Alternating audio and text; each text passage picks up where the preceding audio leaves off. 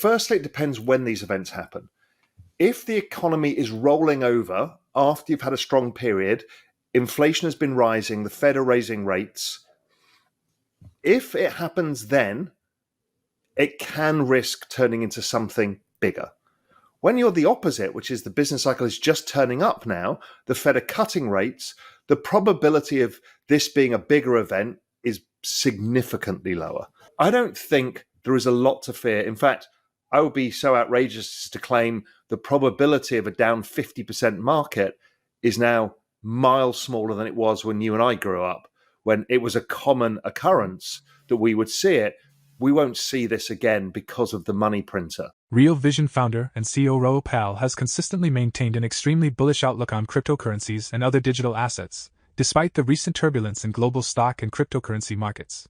Powell continues to predict an imminent banana zone, a phase in every crypto bull market where prices sharply rise, often doubling or tripling the market capitalization in a short time. He points to previous bull markets where Bitcoin surged dramatically during this phase, such as from under $50 to $100 in 2011 to 2012, from $1,000 to $5,000 in 2014 to 2016, and from under $44,000 to over $60,000 between 2019 and 2021. For the 2024 to 2025 bull market, Powell predicts Bitcoin could reach a new all-time high of $200,000 to $300,000 before the end of 2025. Powell's banana zone prediction is closely tied to his everything code thesis, which examines the relationship between central banks' periodic money printing, currency debasement, and rising asset prices. He argues that as long as central banks continue these practices, asset prices will keep climbing, especially during periods of quantitative easing when central banks inject massive liquidity into the economy. According to Powell, we are nearing another such moment, suggesting that cryptocurrency prices are about to skyrocket. Despite months of anticipation, the expected surge hasn't materialized yet, and Powell offers several explanations. In a recent post on social media platform X, he attributes the sluggishness to a large supply of assets changing hands, including issues related to FTX, MTGOX, GBTC, and new project unlocks. Powell remains confident that these overhangs will soon be absorbed by the market. In another post, he mentioned that instead of worrying about short-term price movements, he was preparing to buy more cryptocurrencies. In a recent discussion with Skybridge Capital's Anthony Scaramucci on Wealthion, Powell delved into the current market events, the macro environment, and his high expectations for cryptocurrencies in 2025 and beyond. Before we continue with the rest of the video, do check out Daily 5-Minute Crypto Newsletter with all the latest crypto and Bitcoin news. It's a fantastic analysis of on-chain crypto data and breakdowns, and the best part is it's absolutely free. They'll cover expert predictions, breakdowns of on-chain crypto data, and any breaking news you need to know, all in a nutshell. Click the first link in the description and enter your email to join over 50,000 others in becoming a better crypto investor right now. When you invest in the crypto asset class, you expect volatility. If I go back over all the years I've invested, most years you get 2, 3, or even 4 30% drawdowns. This one in Bitcoin has been 27%. It's kind of within the range of normality. And what you need to ask yourself is the main drivers of crypto are the business cycle, i.e. where are we with the economy? Well, we're starting to pick up slowly. Inflation's coming down. Rates are going to come down. Liquidity is going to come in. And so therefore, that's usually a very good time for crypto. So the tailwind is behind you. And the other thing, are people adopting the technology? Are things being built on it? And that's ongoing too. So when you see a news event like the last few days, driven by macro factors, you tend to think they're likely to be short term.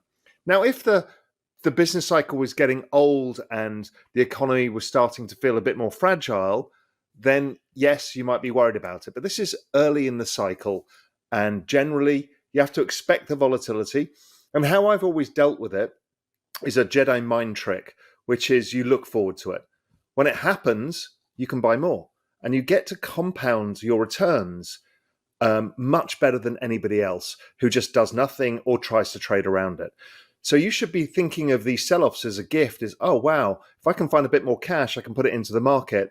And you tend to do really well over the cycle by doing that strategy. Firstly, it depends when these events happen. If the economy is rolling over after you've had a strong period, inflation has been rising, the Fed are raising rates. If it happens then, it can risk turning into something bigger. When you're the opposite, which is the business cycle is just turning up now, the Fed are cutting rates, the probability of this being a bigger event is significantly lower. So from that probability, less so. The other thing is something happened in 2008 that has stopped a lot of this. In 2008, the central banks discovered the money printer. And the money printer, and you and I have talked about it on this show before, essentially is debasing the currency by printing more currency. Now, it's dressed up in a nice term called liquidity these days. It used to be quantitative easing, but they find different ways of doing it. When they print more currency, it makes the value of that, the purchasing power of that currency go down versus scarce assets. So it makes assets go up. So now every 4 years, in fact, that we've come close to something that could be nastier, they've started printing money. And it's not just the US, it's everybody, all the main central banks. And that has kept a bottom under markets. Even in 2022 was a bit trickier because we had inflation. So it was hard to print money. But eventually when it got to it, when the S&P was down about 30%, they kind of went enough's enough.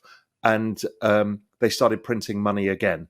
So I don't think there is a lot to fear. In fact, I would be so outrageous to claim the probability of a down 50% market is now miles smaller than it was when you and I grew up, when it was a common occurrence that we would see it. We won't see this again because of the money printer. Okay. Doesn't mean it's a risk-free world, obviously, because when they print money, they're debasing your savings by 8% a year to start with. But if you think of that 8% cost of that debasement, that's like the central bank's buying a put option on the whole system, and it's costing you 8% premium a year. Put it that way, it's not the worst thing in the world, but it's never great. According to Raoul, everyone can benefit from central banks' ongoing debasement of fiat currencies through periodic money printing by investing in two key asset classes, tech stocks and cryptocurrencies. Powell highlights that while tech stocks tend to outperform other asset classes, cryptocurrencies far surpass everything, including the balance sheet of the world's most powerful central bank. His optimism about liquidity and rising asset prices extends beyond just the current cycle. Powell, the Real Vision CEO and former Goldman Sachs executive, believes that the central bank's regular injections of liquidity will prevent the global economy from experiencing severe downturns. Last year, while many were forecasting a recession in the U.S. due to the Federal Reserve's aggressive rate hikes, Powell accurately predicted that the Fed would manage a soft landing. He attributes this not to the Fed's efficiency, but to their habit of turning on the printers whenever economic conditions start to heat up. So we're exchanging a debt crisis for a slow debt crisis. The slow debt crisis is the printing of money. Yeah, exactly. So it's the 8% a year. So over 10 years, that compounds at 100%. Yeah, your money's gonna be almost worthless. I mean, it's going down. It's terrible to see, right? I mean, somebody showed me a chart. It said this is the average house priced in Bitcoin, and the dollar was going up, but the price in Bitcoin was going down because the Bitcoin price is going up faster than the inflation. If you think of most asset prices versus this debasement, the S&P is doing about 8% a year since 2012, which basically just keeps your head above water. The NASDAQ's done about 17%, but Bitcoin's been doing 150%. And when you look at NASDAQ versus Bitcoin, the NASDAQ is down 99.97%. So it does do very good for your purchasing power, but this debasement is a real issue because most things just don't keep up with the debasement. So you're right. We're not going to have a massive debt blow up.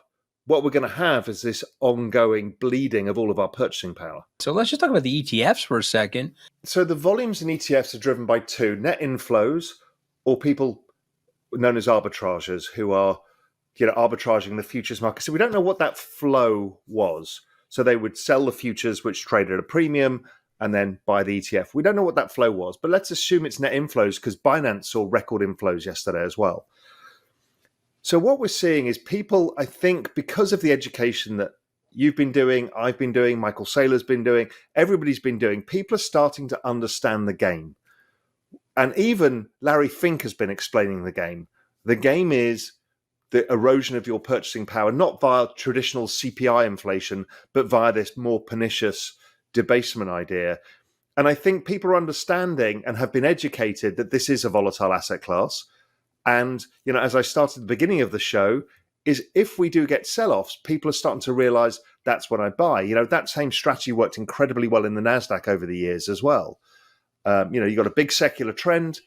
Any wobbles, generally a buying opportunity. Solana, what do you think?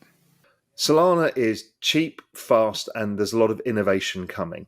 And we're seeing lots of nice, easy applications for people to use.